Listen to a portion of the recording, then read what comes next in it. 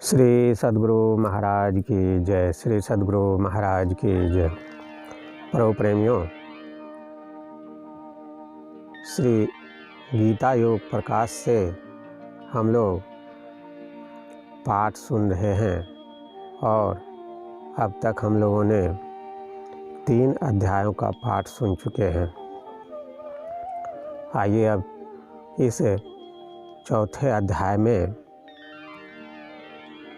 ज्ञान कर्म और संन्यास योग क्या है, ज्ञान कर्म का इतिहास क्या है, जन्म मरण का चक्र क्या है, जन्म मृत्यु के चक्र से कौन छूट सकता है, भगवान श्री कृष्ण जैसे गुरु कैसे मिलते हैं, श्रवण मनन निध्यासन और अनुभव ज्ञान क्या है, कर्म बंधन से छुड़ाने वाला भगवान का सही ज्ञान क्या है, कर्म और अकर्म की विशेष चर्चा इत्यादि बातों के बारे में इस वीडियो में सुनेंगे।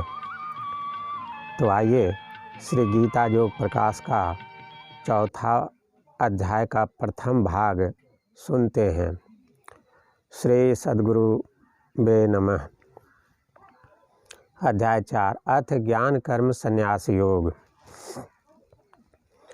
इस अध्याय में ज्ञान कर्म और संन्यास योग का वर्णन किया गया है। ज्ञान कर्म और संन्यास व त्याग तीनों से युक्त रहते हुए संसार में जीवन बिताने का उपदेश इस अध्याय में दिया गया है।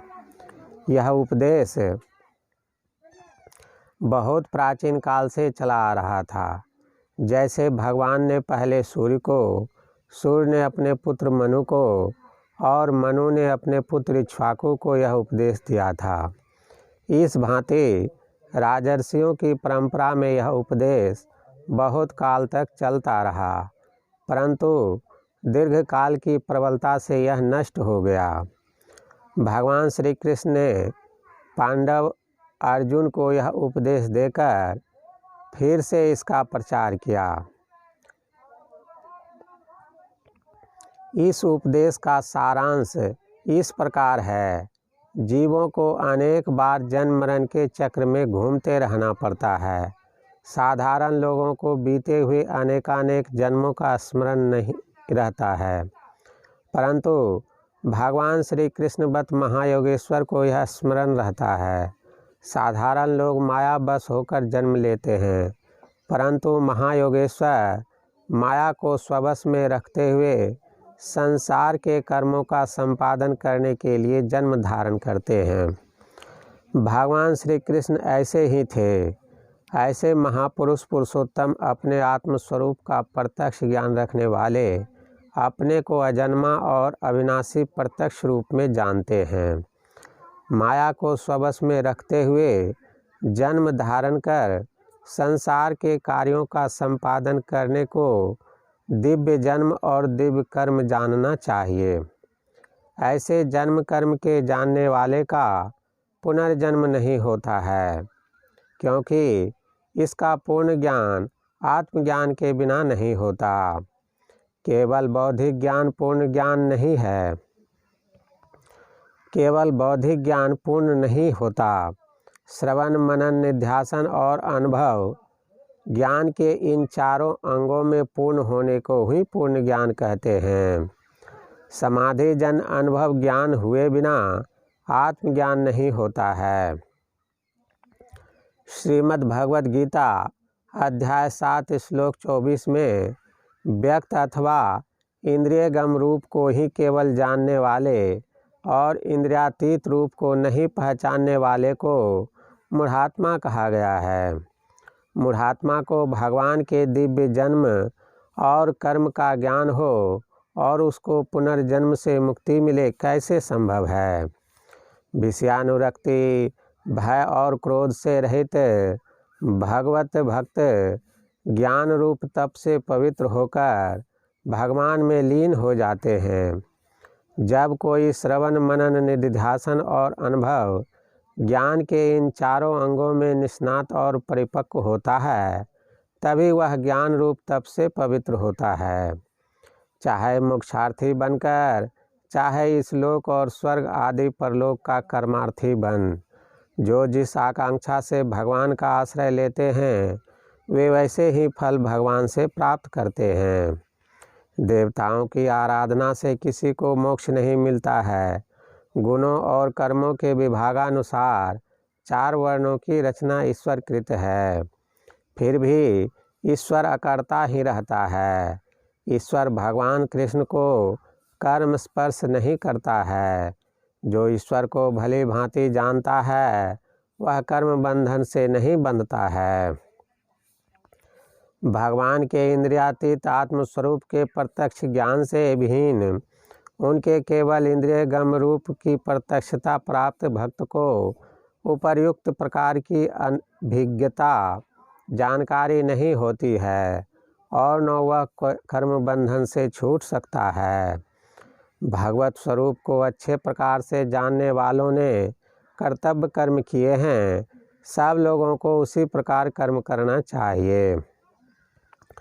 कर्म और अकर्म क्या है, इस विषय में बुद्धिमान लोग भी मोह में पड़े हैं। कर्म, विकर्म, निषिद्ध कर्म और अकर्म का भेद जानना चाहिए। कर्म में अकर्म और अकर्म में कर्म देखना, इस भांति कर्म में गूढ़ता है। इस गूढ़ता भरे कर्म के करने वाले को बुद्धिमान, योगी और समस्त कर्तव्यों का करने वाला जानना चाहिए। पूर्ण आत्मज्ञान प्राप्त महापुरुष योगेश्वर कर्म में अकर्म रहते हैं। क्रमशः इसका शेष भाग दूसरे वीडियो में सुनेंगे। आइए अब कुछ टिप्पणी जैसा अंडरलाइन करके गुरु महाराज लिखे हैं उसको भी सुन लेते हैं। राजा पांडु के पुत्र होने के कारण अर्जुन पांडव कहलाते थे, किंतु स्वयं पांडु भी कारण ही थे। यह स नारायणो नाम देवदेव सनातन तस्यांशो वासुदेवस्तु कर्मणान्ते विवेश। अर्थ, जो देवताओं के भी देवता सनातन नारायण हैं, उनके अंश रूप वासुदेव जी कर्म के अंत होने पर उन्हीं में प्रवेश कर गए। यह श्लोक विदित करता है कि भगवान श्री कृष्ण को भी मानव शरीर में किए कर्मों का फल स्वर्ग में भोगना पड़ा था।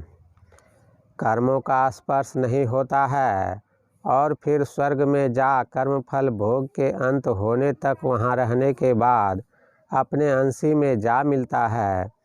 ये दोनों बातें महाभारत में ही लिखी हैं। यह बात भी प्रसिद्ध है कि भगवान श्री कृष्ण को एक या भ्रमवश उनके चरण में तीर मारा था, जो उनके इस लोक से सिधार जाने का कारण हुआ। मानो स्वयं श्री कृष्ण भगवान ने उस तीर को इस लोक से त्यागने का कारण बना लिया था। उस तीर में लगा हुआ लोहा वही था जिससे यदुवंश का नाश होना था। मुनियों ने ऐसा शाप दिया था, मानो इस शाप को भी भगवान ने स्वीकार किया था। इसलिए कि त्रेता युग के रामावतार में भगवान ने वानर राज बाली का वध छिपकर किया था। उसी कर्मों का वह प्रतिफल था। तुलसीकृत रामायण में तो श्री लक्ष्मी जी ने निषाद से श्री राम सीता के वनवास के कष्ट का कारण यह बताया गया है। काहु न को सुख दुख कर दाता, निज कृत कर्म भोग सुनु भ्राता। इससे जानने में आता है कि कर्म फल श्री भगवान भी भोगते हैं। बात यह है कि जैसे सौर जगत में रहने वाले पर सूर्य का प्रभाव अनिवार्य रूप से पड़ता रहेगा, या कि जैसे किसी राज्य में रहने वाले पर उस राज्य का विधान कानून लागू रहेगा, उसी भांति कर्म मंडल में रहने पर कर्म के फल का मिलना अनिवार्य रूप से होता रहेगा। इस नियम को स्वयं भगवान भी नहीं तोड़ते हैं। इस नरलोक से लेकर देहधारियों के जितने भी स्वर्गादिक उत्तमोत्तम लोक हैं, सब के सब कर्म भवन व कर्म मंडल के अंतर्गत है। इनमें से किसी में जाओ कर्म फल का भोग अनिवार्य रूप से होता रहेगा। हाँ, यदि देहधारियों के लोगों के ऊपर ब्रह्म निर्वाण पद में पहुँचो तो वहाँ अवश्य ही कर्मफल के भोग से संपूर्ण रूपेण रहित हो जाओगे। कर्म योग के सहित परमात्मा भक्ति के साधन से ही उपर्युक्त सर्वोच्च पद की प्राप्ति होगी, अन्यथा नहीं। कर्म योग और परमात्मा भक्ति में ज्ञान संन्यास विषय भोग की लालसा का त्याग, कर्म फल का त्याग, सफलता और विफलता में तटस्थता और आत्मज्ञान ओतप्रोत रहते हैं। विद्वानों एवं साधकों ने भिन्न भिन्न प्रकार से विकर्म का अर्थ किया है। यथा कर्मणः शास्त्र विहितस्य ही यस्माद् अपि अस्ति बोधव्यम च अस्ति एवं विकर्मणः प्रतिसिद्धिस्य तथा अकर्मणः च त्रिषि भावस्य बोधव्यम अस्ति इति त्रिषु अपि अध्याहारः कर्तव्यः। अर्थ, कर्म का शास्त्र विहित कर्म का भी रहस्य जानना चाहिए, विकर्म का शास्त्र वर्जित का भी रहस्य जानना चाहिए और अकर्म का चुपचाप बैठे रहने का भी रहस्य समझना चाहिए। शंकर भाष्य का भाषानुवाद। विकर्मणि च नित्य नैमित्तिक तथा काम्य रूपेण तत्साधन द्रव्यार्ज नाद्याकारेण च विविधताम आपन्नम कर्म विकर्म। अर्थ, नित्य नैमित्तिक और काम्य रूप से तथा उसके साधन द्रव्योपार्जनादि रूप से विविध भावों को प्राप्त कर्म विकर्म कहलाते। श्री रामानुज भाव अनुवादक हरिकृष्ण दास गोयन का। लोकमान्य बाल गंगाधर तिलक के अनुसार निषिद्ध कर्म व तामस कर्म मोह और अज्ञान से हुआ करते हैं, इसलिए उन्हें विकर्म कहते हैं। मीमांसकों को यज्ञ याग आदि काम्य कर्म इष्ट है, इसलिए उन्हें इसके अतिरिक्त और सभी कर्म विकर्म जचते हैं। अपने माँ बाप को कोई मारता पीटता हो तो उसको न रोककर चुप्पी मारकर बैठा रहना उस समय व्यवहारिक दृष्टि से अकर्म अर्थात कर्म शून्यता हो तो भी कर्म ही अधिक या कहें विकर्म है, और कर्म विपाक की दृष्टि से उसका अशुभ परिणाम हमें भोगना ही पड़ेगा। विकर्म विपरीत कर्म। गीता रहस्य पृष्ठ 675 और 677। महात्मा गांधी महाराज के अनुसार विकर्म का अर्थ निषिद्ध कर्म है। अनासक्ति योग श्लोक सहित गीता के पृष्ठ 79। शब्दकोश में बी का अर्थ इस भांति है, यह उपसर्ग है जो विशेष निषेध तथा वैरूप्य विरूपता कदर्यता क्षुद्रता के अर्थ में शब्दों के पहले लगाया जाता है, और विकर्म का अर्थ दुराचार है। श्रीमद् भगवत गीता के अध्याय 4 श्लोक 17 में कर्म विकर्म और अकर्म को जानने के लिए कहा गया है। वहाँ प्रसंगानुसार विकर्म का जो अर्थ श्री शंकराचार्य जी महाराज, श्री रामानुजाचार्य जी महाराज, श्री बाल गंगाधर तिलक जी महाराज और महात्मा गांधी जी महाराज ने बताया है, मुझे वही ठीक जचता है, क्योंकि कर्म ज्ञान के लिए सर्वप्रथम विधि कर्म और निषिद्ध कर्म दोनों ही का ज्ञान होना आवश्यक है। कर्मशः इसका शेष भाग, इस टिप्पणी का शेष भाग भी दूसरे वीडियो में सुनेंगे। श्री सद्गुरु महाराज की जय।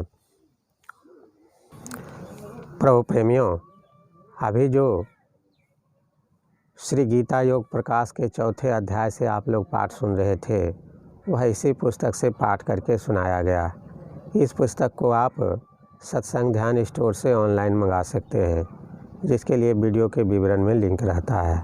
अगर आपको इस तरह का वीडियो पसंद है तो चैनल को सब्सक्राइब करके वीडियो को लाइक कर दें और अपने इष्ट मित्रों को भी बतावें, जिससे वे भी लाभ ले सकें।